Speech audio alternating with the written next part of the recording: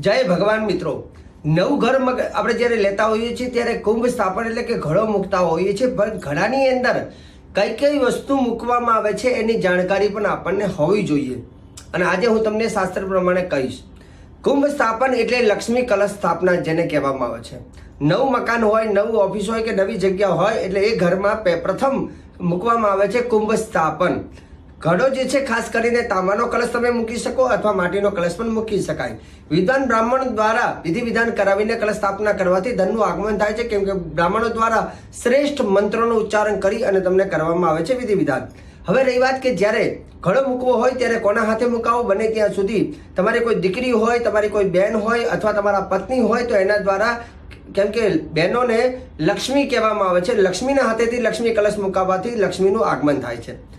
નવું મકાન લીધું હોય ત્યારે ખાસ કરીને તોરણ બાંધવું અને જમીન ઉપર એટલે કે ઉમરાનું જે સ્થાન છે ઘરની બહાર તમારે બેસવું અને ઉમરાનું જે સ્થાન હોય ત્યાં તમારે થોડા અક્ષત મૂકવા અને એની ઉપર ખાસ કરીને કોળિયું મૂકવું અને એમાં માટલી અથવા તાંબાનો કલશ મૂકવો. એમાં પ્રથમ શું ભરવાનું? જલ ભરવાનું.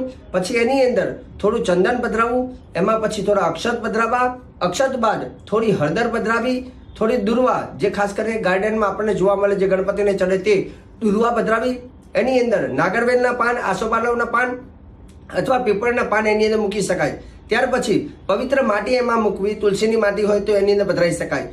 સોપારી મૂકવું, સવા રૂપિયો મૂકવો અને સાથે સાથે પંચરત્નની પડીકી એક આવે છે, પંચરત્ન અને પંચધાતુ એ એમાં પધરાવી. કલશને નાળાછડી બાંધવી, શ્રીફળને નાળાછડી બાંધવી અને એ કલશની ઉપર મૂકવી અને ત્યારબાદ ઓમ વમ વરુણાય નમઃ મંત્રથી ઓમ વમ વરુણાય મંત્રથી પૂજન કરી અને ઘરની અંદર કલશ સ્થાપન કરવું. જો આ રીતે તમે કલશમાં આ બધા દ્રવ્ય પધરાવીને સ્થાપના કરો છો તો તે ઘરમાં થાય છે ધનની વૃદ્ધિ. વિડીયો સારો લાગ્યો તો વિડીયોને લાઈક કરો અને શેર કરો. જય ભગવાન.